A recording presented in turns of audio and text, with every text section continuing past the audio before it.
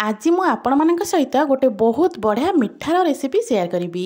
हठात जदि आपण मानक केबे मिठा खाइबा को इच्छा हुए ताले आपण माने ए मिठा को घरे तैयारी करी खाई परिबे। मिठा देखिबा पई जेतिकी सुंदर लागुची ना खाइबा पई सेतिकी ही स्वादिया। आउ ए मिठा को बनैबा भी बहुत सहज। नमस्कार, मु रश्मि यूट्यूब रे आपण समस्त को स्वागत। आशा करुच्ची आपण मानकु आज मिठार रेसिपी निश्चय पसंद आसिबो।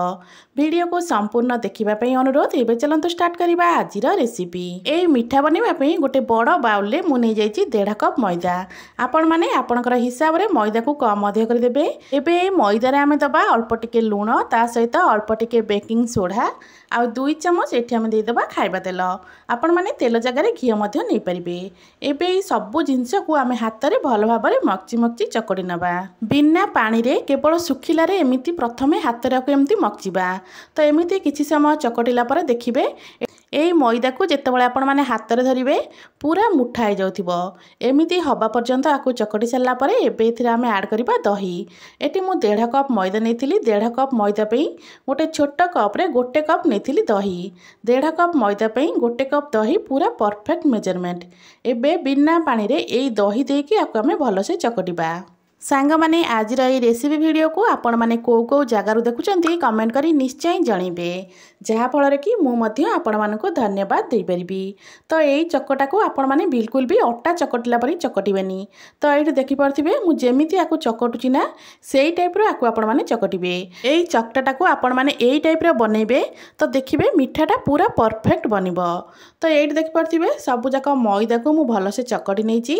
एमती चकटी सारा एवं कभर कर 10-15 मिनिट छाड़दबा। से ही समय भितर एबे चलंतु चीनी सीरा बनई नबा। मिठा पई आमे जो सीरा बनैबा तो एठी मु नै जाईची 1 बाउल चीनी, ता सहित 1.5 बाउल पानी। आपण माने जेतिकी चीनी देबे तार 1.5 गुणा पानी देबे। तो एबे सेथिरे 2टा गुजराती दे दबा। एबे चीनी को मेल्ट होवा पर्यंत छाड़ नबा। यही सीरा को आपण माने बेसी बहलिया कि बेसी पतला मध्य बनैबेनी। सीरा को हाथ रे धरिले जेमती महू कि तेल धरले लगे से टाइप हवा पर्यंत आमे फुटेबा। तो ये देखिपे किसी समय फुटिला परे तो ये मु टिके सीरा को हाथ रे एमती नै जाउची। एटा पूरा तेल परिका लागुची हाथ को। एमिति हेई गला परे सीरा को आमे तळकु काढी नबा। एपटे जो मैदा को आमे चकटी रखिथिले तो ये देखिपे मैदा हमर केते सॉफ्ट हो गलानी। एबे आमे एई सब मैदा को गोटे गोला बनै नबा। तो ये देखिपे मु ए गोलाटा को जेमिति बनौची सेमिति ही बनैबे। तो ये देखिपे मैदा को गोटे गोला बनै नैची। एबे गोला रो अल्प टिके काढी काढी ना एमिति ऊपर ऊपर रखि नबा। एमिति रखिनेले कोन होबा ना जो मिठाटा आमे बनैबा सेटा पूरा लेयर हिसाब रे आसीबो आ पूरा खास्ता मध्य रहिबो। सेम प्रोसेस रे एबे गोला रो टिके टिके काढी काढिका एठी आमे आउ गोटे गोला बनै नैचे। एबे गोला को आउ टिके चकटी नबा।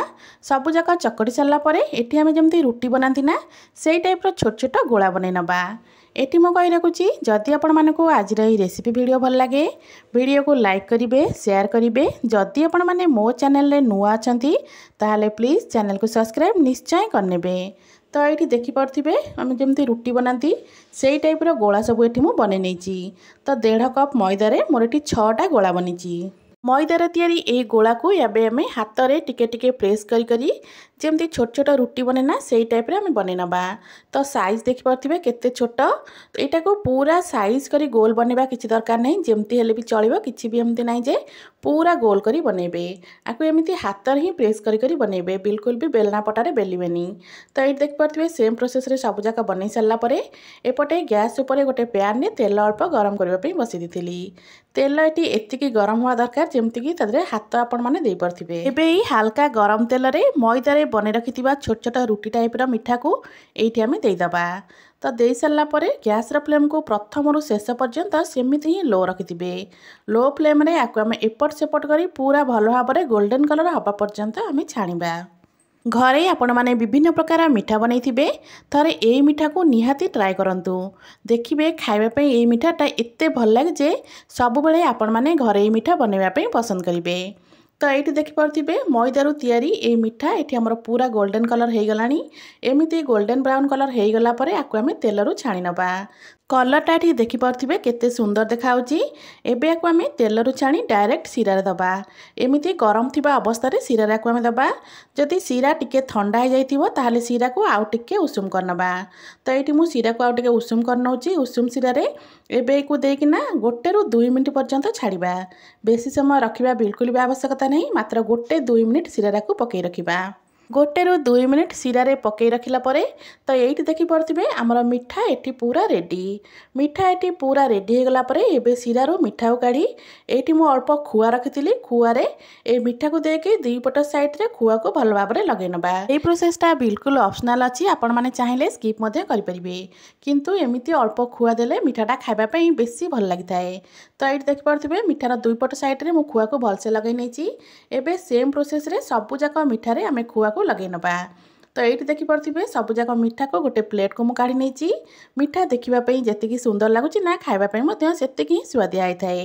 ए मिठा उपरु टिके क्रिस्पी रहबा सहित भितरु पूरा रसुआ बनिबो। आशा करूची आपण मानको आजिर ए रेसिपी निश्चय पसंद आस्तिबो। पुणी आसीबी गोटे नुआ रेसिपी नै, से पर्यंत रहउची। नमस्कार, जय जगन्नाथ।